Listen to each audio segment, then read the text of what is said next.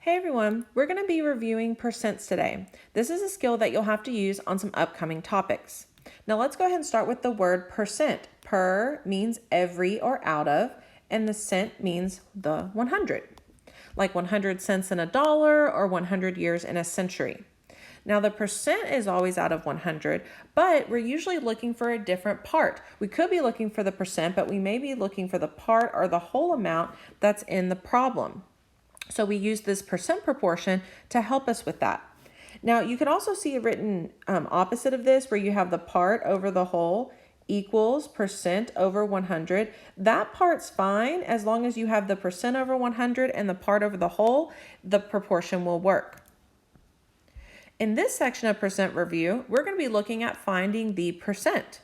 The question here is, what percent of children chose oatmeal as their favorite cereal?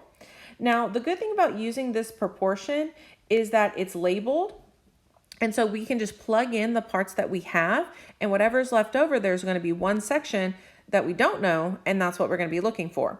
Now, the 100 is a constant. It always stays the same. And this question says, what percent? So that means that's what we're going to be looking for, is the percent. So we can use a variable like x to show the part we're looking for.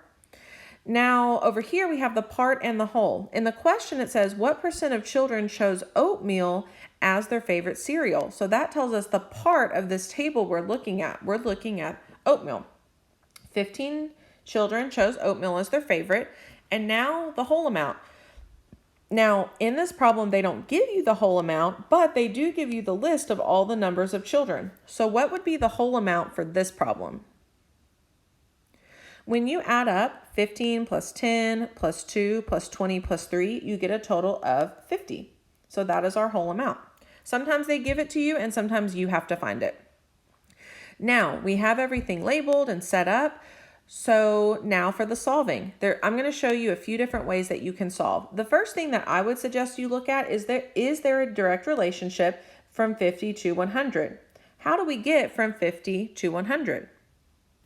We can multiply by 2. If you can multiply your denominators by 2, that means you can also multiply your numerators by 2 to make it a proportion. So 15 times 2 gives us 30. So we have 30%. That means 30% of the children chose oatmeal as their favorite cereal. Now, this is not the only way that we could do this. If you don't see that at first and you're not sure about that, another thing you can do, another strategy, is to simplify whichever ratio you have. Here we have 15 out of 50, so we can also simplify that. We can divide the numerator and denominator by 5, which means we could simplify this to x over 100 equals 3 over 10, because 15 divided by 5 is 3 and 50 divided by 5 is 10. Now, when you simplify it, you have smaller numbers, so sometimes it's easier to work with. Now, you can do the same thing we did first, where we look for the relationship here. You could do that. 10 times 10 is 100, and 3 times 10 is 30. 30%, the answer we already got. Or, if you're like, I really am not good at that, I can't see it that way, the other thing you can do is also cross multiply. So you can take 100 times 3 and get 300 equals, and then multiply 10 times x to get 10x, and then we can divide both sides by 10. Now it's just a one-step equation. On the right side, 10 divided by 10 is 1, so we just have our 1x, and then 300 divided by 10 gives you 30. Either way that you solve it, whether you're finding the relationship or you're cross multiplying or you simplify or you don't, any of those ways, you can still get your answer of 30%. In this section of percent review, we're going to be finding the part. In this problem, it says on Wednesday, 72% of the customers who bought gas at a gas station made additional purchases. There were 250 customers who bought gas. How many of these 250 customers made additional purchases? So I'm actually going to show you two ways to find the part. Now, we're going to start with our percent proportion that we have discussed before. So on this one, we actually have the percent, 72% over 100. Now on this one, they give us the 250. They don't say 250 total or 250 is our whole amount, but we do know that 250 customers bought gas, and we want to know what part of that made additional purchases. We know 72% made additional purchases of the customers who bought gas, so we know that that's our part. For part, I'm going to use P as my variable. We're just looking for that section of the customers. So you can solve this in the ways that we had discussed before, where you look for a direct relationship. Now, 100 to 250 may be a little bit trickier. Remember, you always have the option of simplifying it. If you divide both of these by 2, 72 divided by 2 and 100 divided by 2, you would get 36 over 50. Now there, if you wanted to look for the relationship between 50 and 250, you could do that.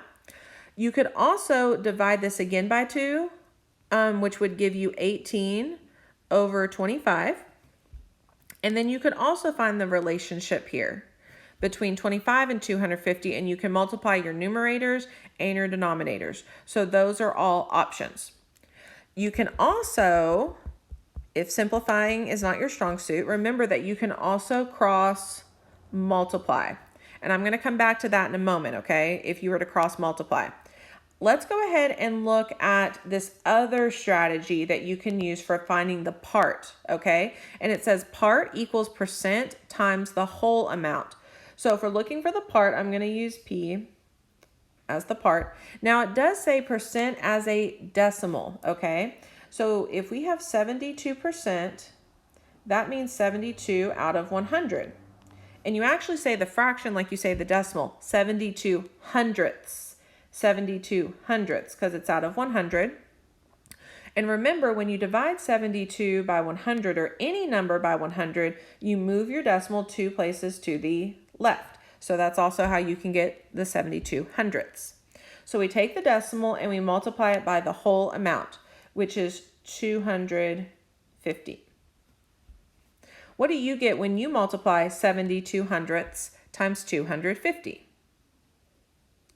When you multiply these, you should get 180. So that means that 180 customers made additional purchases. And this number makes sense because if 100% is 250, our 72% needs to be less than 250, which it is, but we also know it's more than half. So it's closer to 250 than halfway, so it does make sense. Now, I want you to notice that the way we just solved it, we divided by 100 first, to get our decimal, and then we multiplied by 250.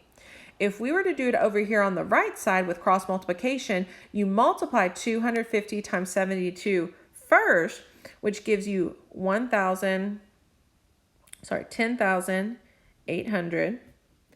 And then you divide, 18,000. Sorry about that. And then you have 100 times P. And then you divide by 100 on the left side. And for that, you just have to mark out your two zeros. But either way that you do it, it's just a different order of doing it. You'll get the same answer. So if you feel comfortable using the proportion, you can always use the proportion. If you like this shortcut where you just have to multiply and not deal with a proportion or a ratio,